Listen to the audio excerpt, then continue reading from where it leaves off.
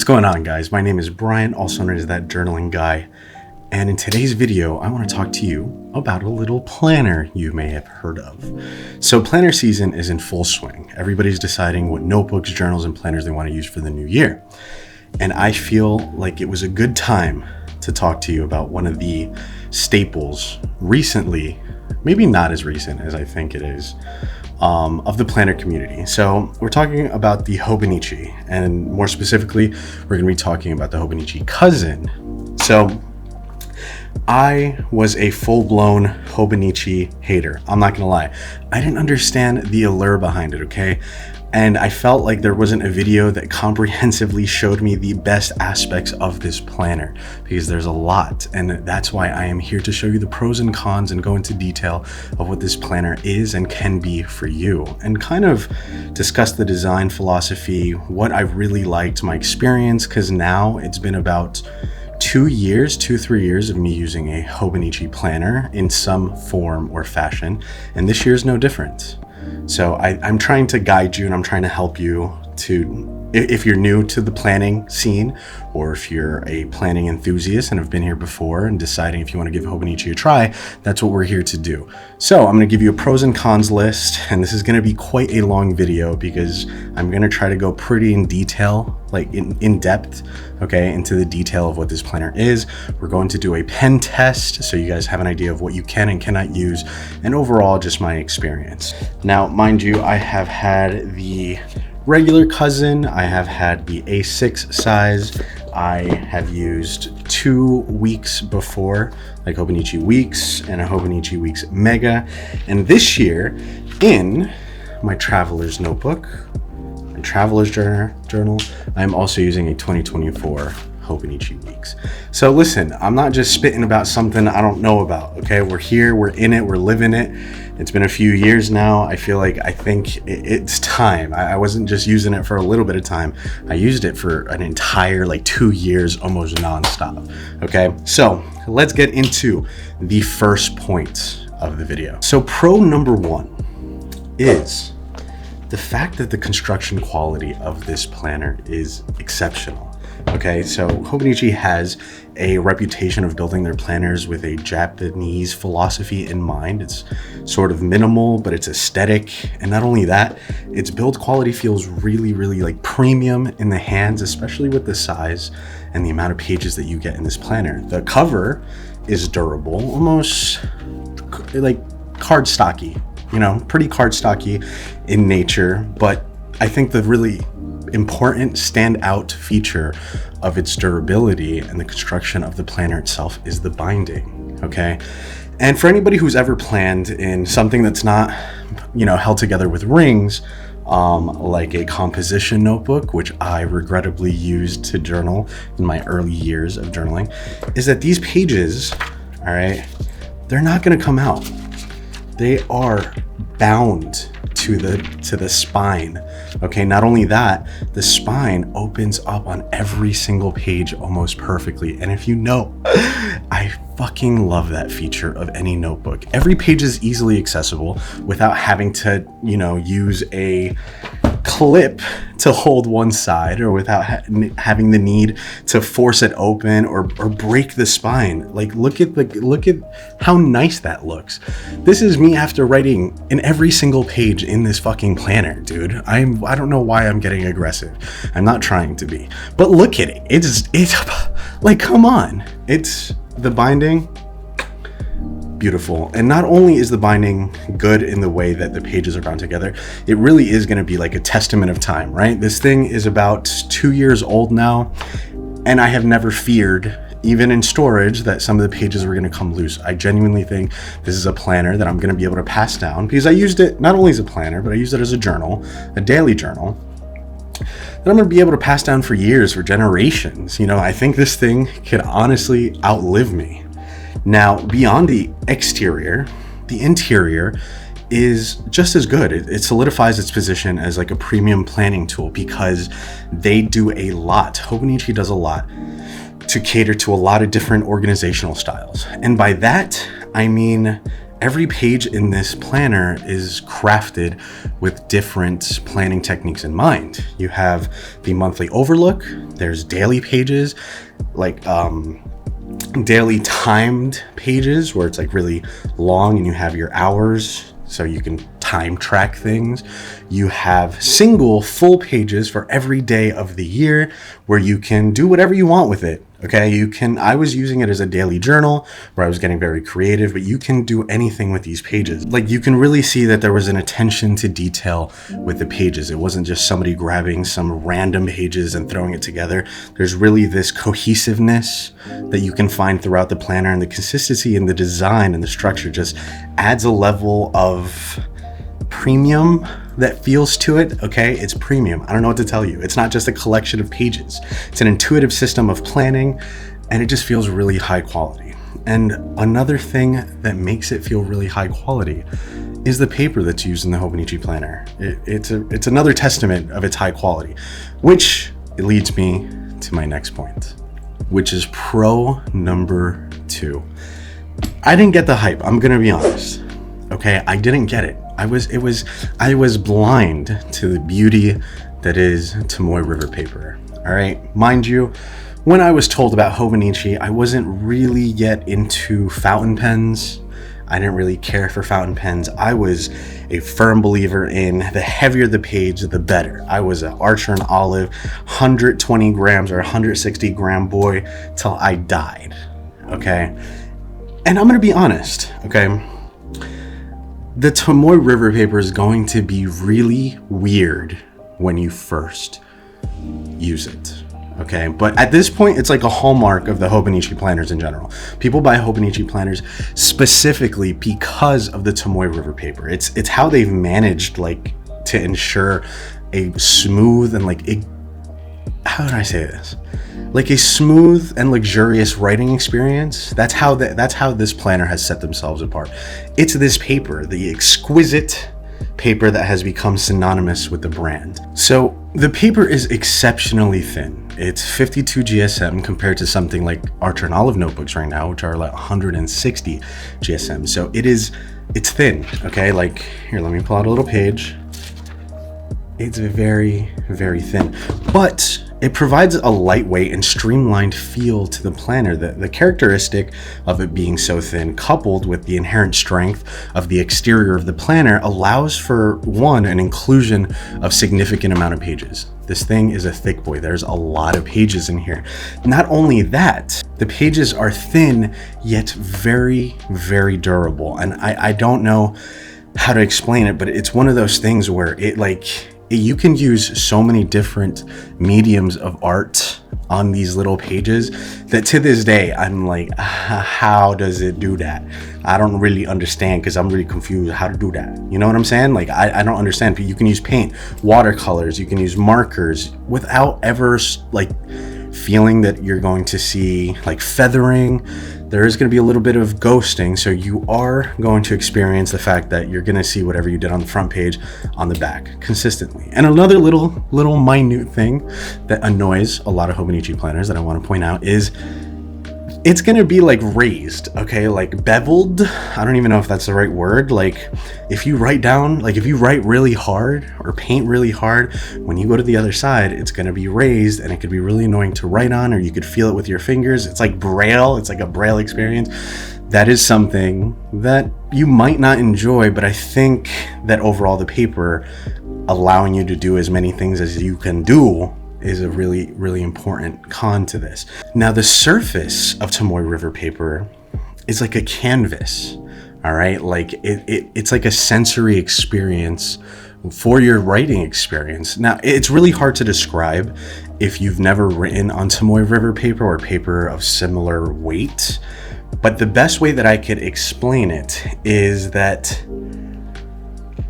it kind of embraces every stroke, all right, with finesse, whether it's a fine tip pen or you're using a brush pen or using a fountain pen. It feels smooth, it glides, you know, it gives you the feedback that you're looking for, and it's unmatched with fountain pens. I have yet to find a notebook where I enjoy writing as much as I do with my fountain pens than a Hobonichi. If anything, a close second might be like a Midori notebook, which I also use almost on a daily basis, but it is an experience to write in one of these things. Okay, it's fun. I really like it. It makes me want to write more. The more I write, the more I enjoy it, and you're not fatigued in general. I love it. Okay, and now for the fountain pen side of things, is you're not going to have any bleed through. And not only for fountain pens, you can use whatever kind of ink you want, but even with something like a Sharpie, it's not going to bleed through multiple pages. Something about this page is like, you know, it's has the characteristics of a really thick paper, but the way it handles different inks and different like artistic materials, it just handles it exceptionally well. It's really weird. I don't know how more to explain it than to show you guys with the ultimate pen test, which comes at the end of this video. Pro number 3 is its versatility. Okay, we talked a little bit about it in the past points, but it's the fact that so many people can use different mediums of art to fill up their pages. In the realm of planners, there's very few contenders that can compete with the Hobonichi Planner. Number one being is that it has so many layout options. They cater to a spectrum of organizational preferences, whether you are a meticulous daily planner, a strategic weekly planner, or a big picture monthly planner. Hobonichi has you covered. Not only that, beyond its role as a conventional planner, the Hobonichi opens up its pages to be creative. People don't always use it as a planner or use the layouts the way I guess they're intended, but are they really intended to be used a certain way? No, I think it's more of a guide. So I kind of misspoke, because you can use the planner however you decide to use it. Like this year, to give you an idea, I'm using a Hobonichi Techo cousin as a language learning planner. So 1 page a day worth of notes and words, the other like monthly kind of like timeline I'm going to use as a word bank, a daily word bank of words that I'm trying to learn. Then I'm going to document the hours on the monthly page, and I hope that a year from now or a few months I can really show that off and how I've been using it as a language planner. But that's just to give you an idea that you don't have to use it as a daily planner. Okay, you can use it to do personal reflections, there's sketches, there's notes. It kind of like helps you infuse your personality and gives you the tools that you need to use it how you want. The planner is just not just a planner. It really becomes a curated repository of your thoughts, ideas, and a personal diary, honestly. People have done things like make travel journals, gratitude journals, a recipe book, even like just creative writing in general. The versatility and application makes the Hobonichi a dynamic companion that evolves with the changing needs and interests of the users. The Hobonichi community is one of the biggest contributing factors to its success, I think, and to the desire to want to own a Hobonichi. Okay, listen. I'm saying the community amplifies its versatility because the things that people use this planner for, you would just never think that you could do. All right, like it's so cool to see how people decide to fill up their planners. And like I said, with the list of what they have done, the Hobonichi website allows you to like scroll down and look at other people's Hobonichi stuff. Like there's guides of how you could use your Hobonichi. There's pictures from the community of how they fill up their pages. Everything from online forums to social media accounts like Instagram and even Pinterest. It just feels very collaborative in nature in the way that other planners don't feel. The sense of community fosters a culture of inspiration and exploration. Sometimes I have legit gotten a weak Hobonichi just because I wanted one and I didn't even know how I was going to use it until I started looking up the pages and ideas. And thank you guys to whoever goes out of their way to post ideas for this stuff, because it genuinely helps and encourages me to kind of push the boundaries of what I would normally use a planner or journal for.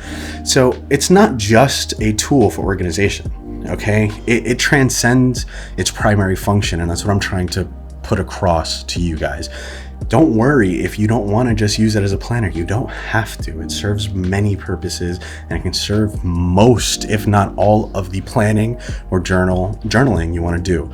So with that being said, those are the 3 pros I think that really stand out when you want to buy a Hobonichi planner. Now, it's not all bells and whistles. No, that's not it. It's not all sunflower and sunshine. No, it's not all great. Why do I suck at these sayings? It's not all sunshine and rainbows. Okay, so it's not all sunshine and rainbows in the world of Hobonichi, okay? There are definitely some cons to this and some reasons why you wouldn't want to get this planner. So let's start with con number 1. The cost and price point of this shit is ridiculous. All right, I'm gonna be honest. When I first got into this stuff, I got into it. All right, I got deep into it. Like, here's a little picture of like all of the Hobonichi stuff that I got. I wanted all of it. All right, but and I'm not saying that it's not warranted, because there really is an undeniable quality of the construction and the premium materials used in the Hobonichi.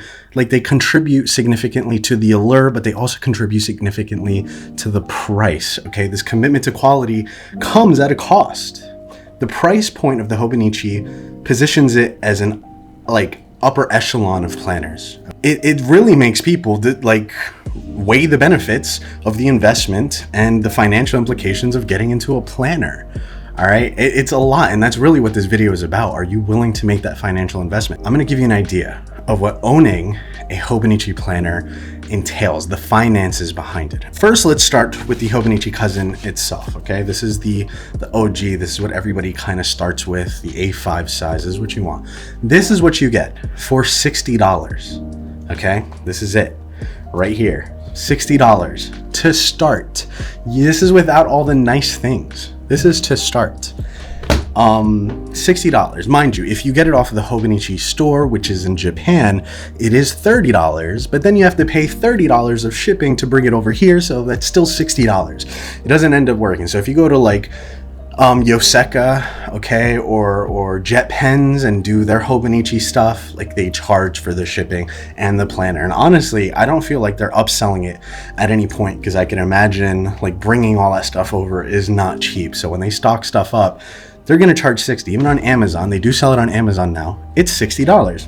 Then you can get pencil boards. Why do you need pencil boards? Well, because the paper is that soft that you kind of want to protect the other side while you're writing on it. Okay, listen, I don't know, man, pencil boards are cool. I got this Animal Crossing one, which I thought was really nice, but this was $12. Now, mind you, you can get something like this, which is $4, but this was $12 at the time that I bought it. Then remember, you just get the notebook. Okay, you get the notebook and that's it, the planner.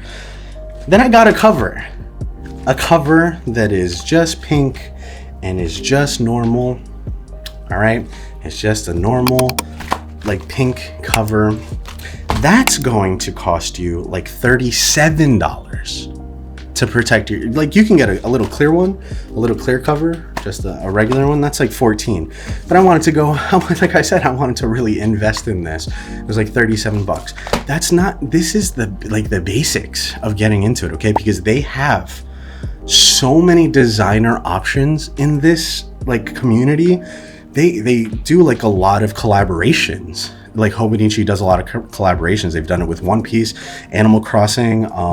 They've done it with Earthbound. Okay, they do a lot of collaborations. Not only that, they use a lot of different materials for their covers. Some are leather, some are designer, some are plastic like this. It really, I can't describe how expensive this can get. It can get from at a minimum about $78 to $100 if you're including the shipping of wherever you're getting it from, okay, to a couple $100 if you're getting multiple planners, multiple covers, pencil boards, other accessories that you could buy for your Hobonichi. It gets really expensive. So for people who are budget conscious, and they're trying to explore these planners for the first time, the price of the Hobonichi planner is a big deterrent.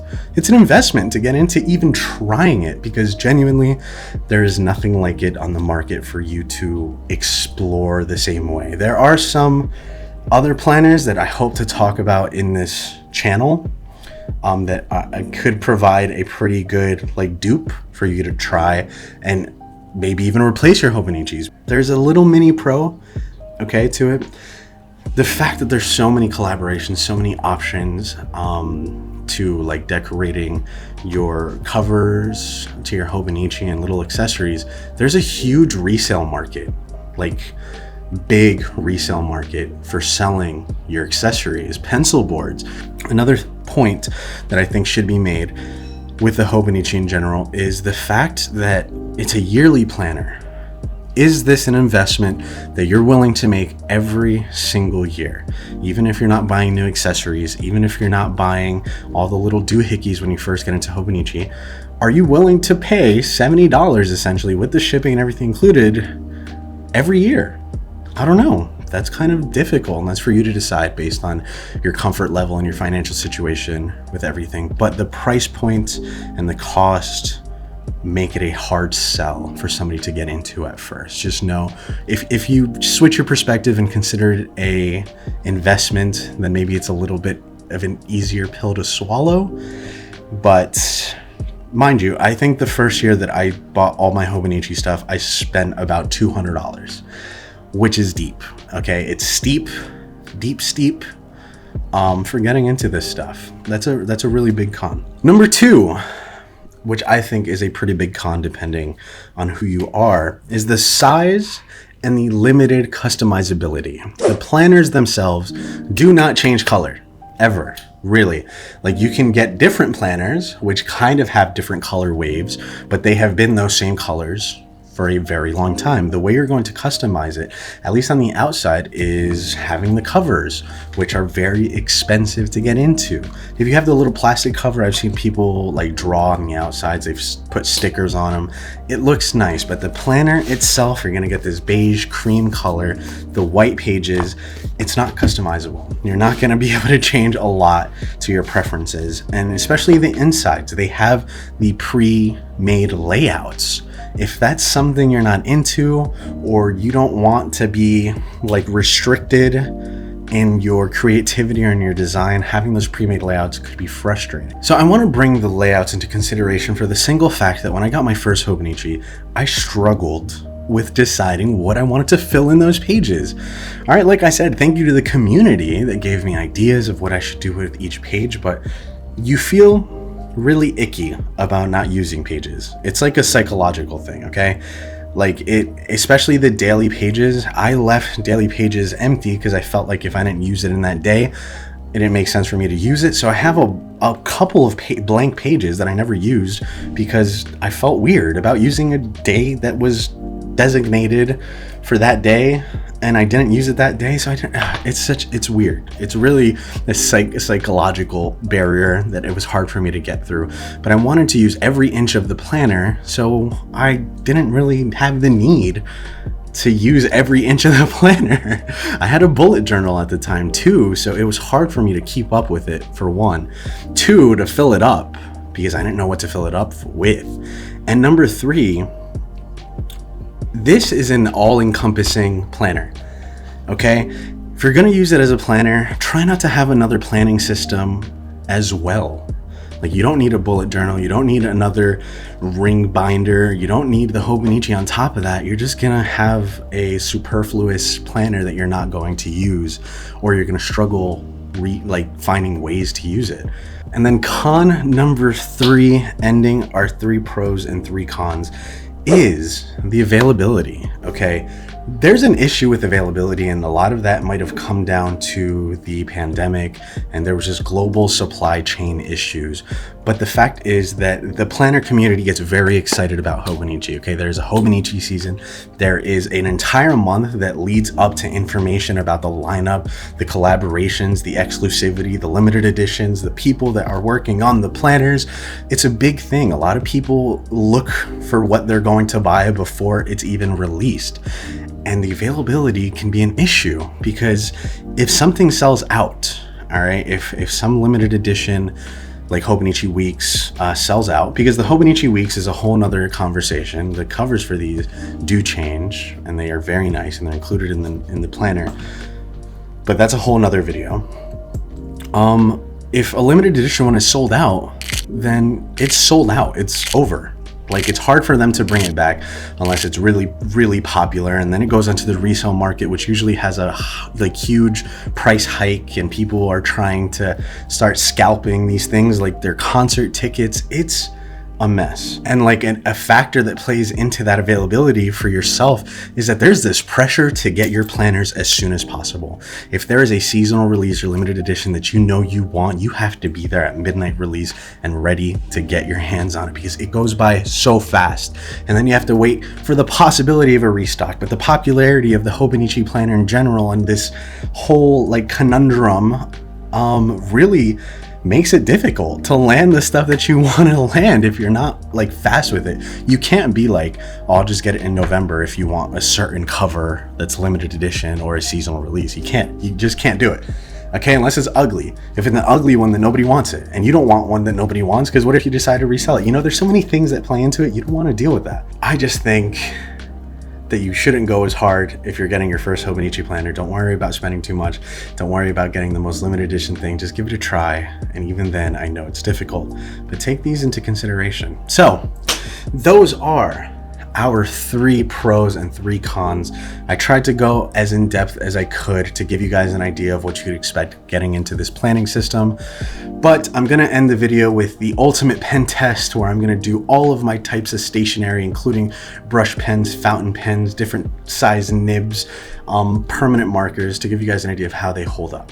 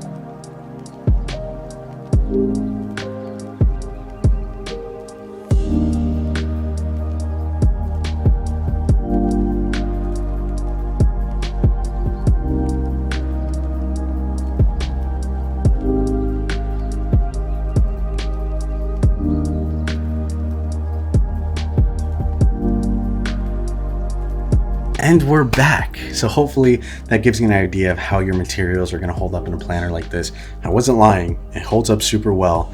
But to end it all, I just want to give it a glowing recommendation. Okay, for those who are looking for a planner, I think this is for people who really appreciate like premium craftsmanship, appreciate thoughtful design, and seek a versatile planner that they can use in whatever way they deem necessary. While the Hobonichi Planner doesn't cater to budget conscious people, because it doesn't, it is a premium luxury product.